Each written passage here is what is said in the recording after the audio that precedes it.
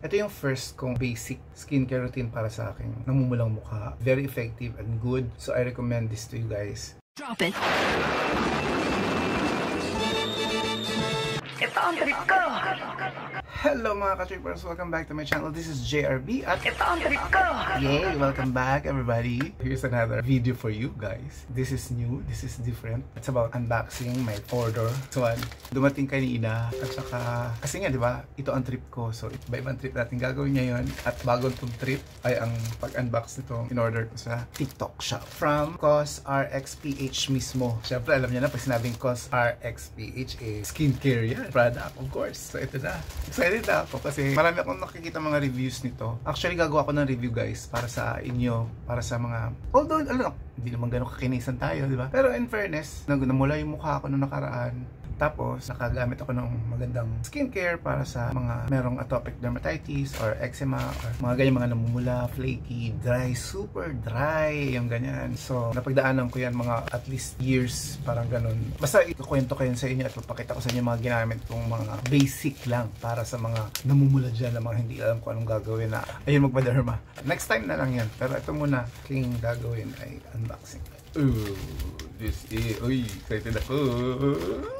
Excited ako dito guys. Tara. Yun. Yes!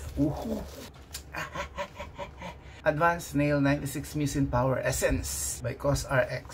Chinek ko yung official TikTok shop ng COSRXPH. Yun, panood lang kayo doon. Ganito ang technique dyan. Pag kunyari, may gusto kayong product, kahit na anong product doon sa TikTok, i-add to cart nyo lang. After nyo ma-add to cart, wait lang kayo ng mga araw kasi usually, lagi kasi sila yung nagla-live, alam mo yun. Tapos lagi sila may pa-discount. So, ang technique dyan ay i-add to cart nyo muna, huwag nyo munang check out, tapos saka nyo ngayon abangan araw-araw. Nagbabago yung prices, nagkakaroon ng mga discounts, ganun. So, ito na siya. Actually, hindi ko alam, nakalimutan ko na yung original price niya, pero malaki yung discount niya. Actually, nung chinek out ko pa nga siya nung araw na yun. Nung araw din na yun, mga oras lang, pag sunod ko ulit chinek, bumaba yung ano niya, yung price. Parang naging 400 plus na lang, ganun.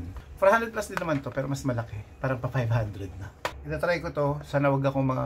At saka isa pa palang technique, ito na nagkamali lang ako dito, napalaki ang order ko. Wala yatong maliit to no? Ang isa pang technique pala, pag sa mga skincare, dapat ang orderin nyo muna, or ang bilhin nyo muna, yung mga sachet, kung walang sachet, yung pinakamaliit, kung talagang gusto nyo yung product. Ayun, ito na guys. Oh, ayun oh. Excited akong gamitin to, pero since maaga pa, tanghali pa, mamayang gabi ko to gagawin mamaya sa nighttime skincare routine natin. Ayun, isang ano lang kasi, practice lang. Ay, oo nga, ang ganda nga.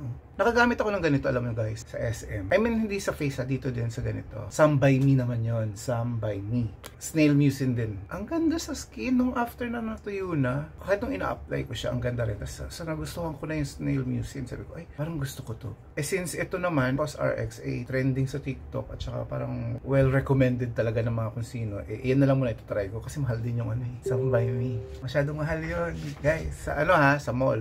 Or depende siguro sa ML, no? Pero yung available kasi dyan, usually talaga ang gusto ko mga products na gagamitin yung available na dyan sa, hindi na orderin yung para pag lumabas ka, pwede mo na agad mabili, yung ganun. Hala, ito mo, yung pakiramdam mo, ang lambot, ang ganda. Sana good siya mamaya sa skin ko para sa face. Actually, hindi na ako mag-aano sa inyo yung para saan yung Snail Mucin, para saan yung hyaluronic, para saan yung niacinamide. Kasi I'm sure sa lahat ng mga videos na napapanood ninyo, na-explain na rin yan. Nasabi na rin yung mga benefits niya na this is for ganito, this is for hydration, this is for... Ano tayong ganun?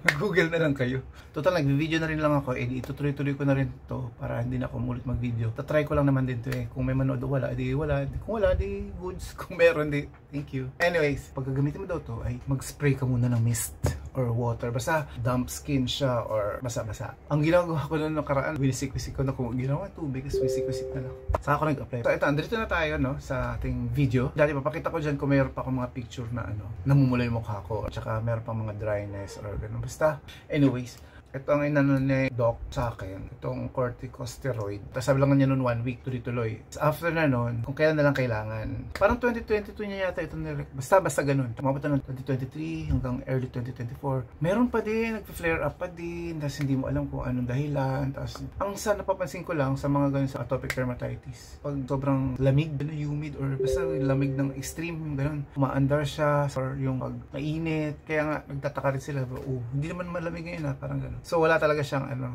niyo kung kailan niya gusto. Pag trip niya, isa rilisan siya, nalito ang trip ko. Anyways, noong mga late 2023, nabasa ko, tsaka napapanood ko sa TikTok na wag daw pala ito araw-arawin. Kaya pala, ganun na nangyari sa skin ko. Naging super dry, parang may hungib na yung mga pinaglagyan nito. Hindi to, buti nga tama, nakita mo agad, wala, di ba?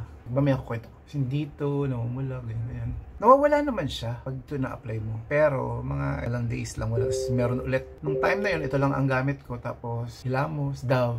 Pero kailangan talaga mamuhunan ka din dito kung meron kang super sensitive skin, atopic dermatitis, eczema, parang ganyan. Pero hindi naman kailangan agad-agad yung isang bulto bibilhin mo agad. Kailangan one by one, kung ano yung kaya mo, kung anong importante muna, ganun. Pero ako, I suggest, ang importante kasi moisturizer, cleanser.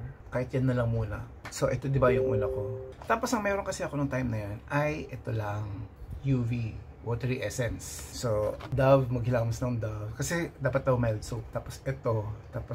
In fairness naman, nakakatulong siya. Pero, ano pa rin yung redness. Yung, alam mo yung, humuhupa nga yung mga dryness. Pero may redness pa din. Pag kumulot akong ganon, yung gaganyan ako, may red na rito, ganon. Pinaka 1 week yata, pinaka matagal. Tapos, yun na naman, mararamdaman ko naman yung pang-update, pangangati. Tapos, simulan. Lalo na pag hindi ako naghilamos or hindi ko in-apply to. Anyways, so ito lang yung dalawa, diba? Sumunod ko naman ay ito na, Cetaphil. In fairness, talagang gentle talaga siya. Effective talaga siya sa may mga super sensitive skin or yun na nga, dermatitis. Ito lang siya, ginagamit ko. Ganun pa rin ang eksena niya. Hindi pa rin talaga siya yung talagang humuhupa. Talagang umaandar pa din. Pa-flare up palagi. Ang ending, talaga nag-decide na ako, bumili na ako nito. Ayan, ito, Cetaphil. Uy, hindi to sponsored ha. I-share ko lang. Kasi I'm sure meron din dyan sa mga manonood sa atin, hindi alam ang gagawin at kung ano talaga. Kasi siguro I'm sure marami na kayong experiment, ginawa na lahat-lahat. Ito na yung sinunod ko na binili. Hindi ko na to ginamit. Ito. First day nung binili ko to, naglagay pa ako nito. So ang ginawa ko ay cleanser. Tapos ito. Pero ito hindi to buong skin. Yung kung saan lang namumula o saan yung merong parang patsi-patsi.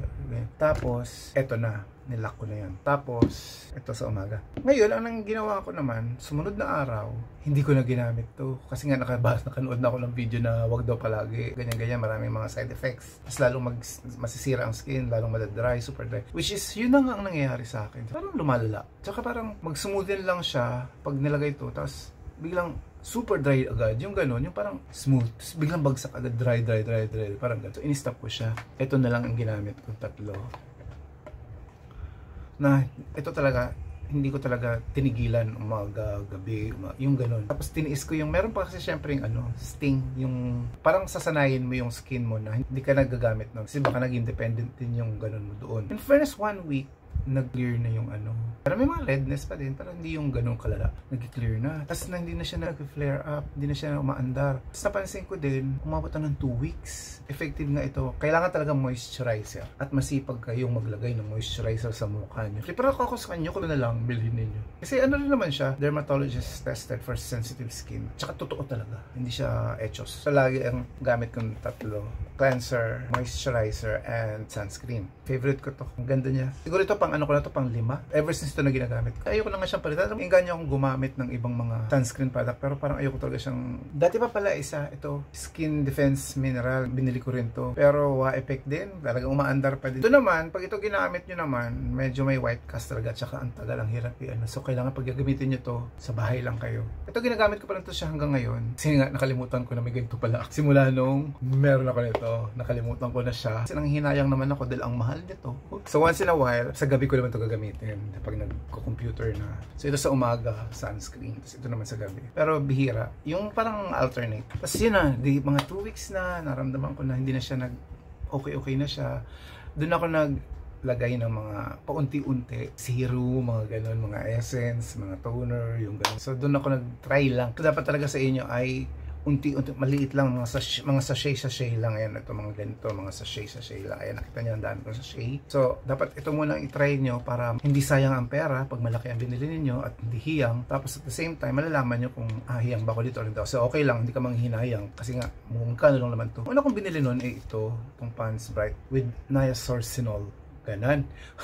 42 pesos lang siya. Ito, maganda to sa skin. Meron to, nalilito ako rito eh. Kasi mayroong day cream, parang ganon. Pero same ganitong packaging. Nakakalito, may nakalagay lang na day. Pero ang binili ko kasi nung una ay Serum Burst Cream. Ito.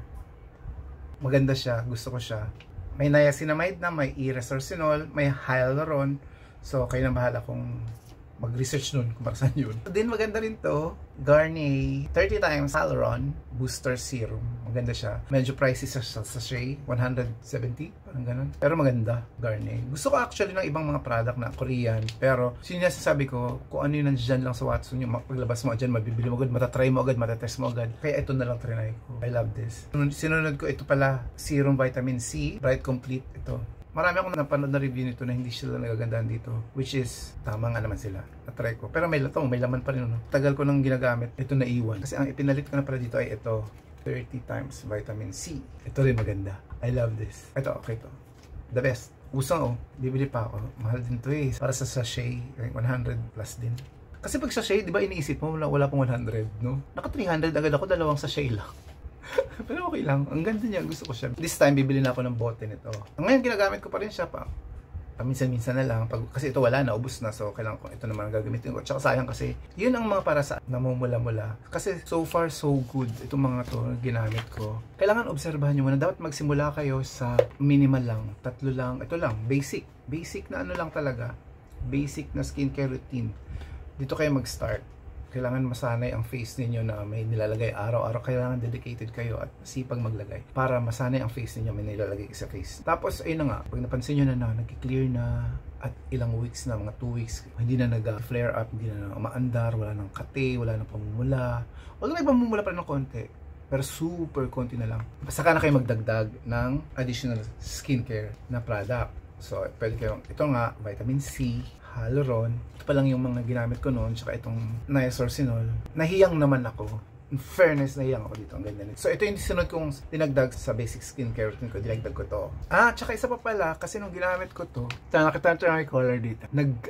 Lumaki, pa-acne. Tapos nag-research ako, skin purging, tawag nila doon. So, lumaki, ang laki talaga. Alam yung wala ka ng problema dito. Biglang may tumubong malaki. So, skin purging. Ang ginawa ko naman, bumili ako ng quick fix sa Watson. Powder mud, pimple eraser. Ito daw ay para sa active, naka-acne na andyan, buhay yung ganon. Ito ang gagamitin nyo. Yung isa naman daw ay para sa nag-fade na acne, na nag-scar or nagbakas, yun. So ito ginamit ko. In fairness, effective din. Wala, talaga na. Bakas na lang siya. Pero normal yan, okay mag-alala na magkakaroon kayo ng malaking acne pag once na gumamit kayo ng mga skincare routine. Purging daw ang tawag doon. Ito, trinay ko rin itong niacinamide, 5% plus salicylic acid serum ng Dr. Sensitive. Mura lang. 99 pesos yata to. Maganda rin siya. Mahal kasi ang eye cream, so yung quick fix na lang ginamit ko. Ito, goods din naman, wala namang kaso. So sa mga toners, ang ginamit ko ngayon ay itong Glow Up Toner Essence. Dinagdag ko na sa skincare routine ko. Ito, 3 siya. Ay, White Korea to. Ang ganda rin niya, ang bango. Tapos 3 siya pag binili mo. Fairness, ang mura niya, pero maganda siya para sa akin. Bumili rin akong Hada Labo. Trinay ko lang. Ayun, maliit lang siya. Trinay ko lang kasi. Kaya dapat ganun din kayo pag bumili. Yung maliit lang muna para matry nyo. Ang ganda nito. I love this. So, bibili ako next time to ng mas malaki. Nasa Watson din to, Hada Labo. Hydrating Lotion. So, nagdagdag ako nga, sa mga dinagdag ko sa skincare routine ko, ito na yung Biore Makeup Remover para sa double cleansing. So, ito yung oil cleanser. Goods naman siya, nahiyang naman ako. So, ang foam naman cleanser ay ito na Pond's Bright Miracle Ultimate Clarity Facial Foam. Mabango din siya, maganda rin siya. So, okay naman, hiyang naman ako. Meron pa akong binili na isa, hindi ko pa natatry. Calming Gel Wash. Ay, White Korea din to eh. Ubusin ko muna to, saka ko itatry ito. So, since simula nung ginagamit ko naman to, napahinga ko na ito. Napahinga ko na muna siya. Kasi okay naman na, ilang days, weeks na rin. Siguro naka 1 week na akong gumagamit nito. Na okay naman, wala pangangati, wala. Napahinga ko siya, at least, nakatipid. Mahal din kasi. Anyways, so ang steps dyan, pag normal lang, yung basic skincare routine para sa ating mga namumula ang mukha. Wash lang, ito lang. After ng wash, damp skin lang. Huwag nyo munang punasan agad. Basta may natitira sobrang mga basa-basa sa mukha, ito na agad ang i-next ninyo. Tapos medyo pa-absorb nyo muna sa skin, and then sunscreen na ito na. Dalawa to actually, ito yung isang ginagamit ko. Diba? Fan ako ng Biore. Biore! In fairness kasi maganda siya.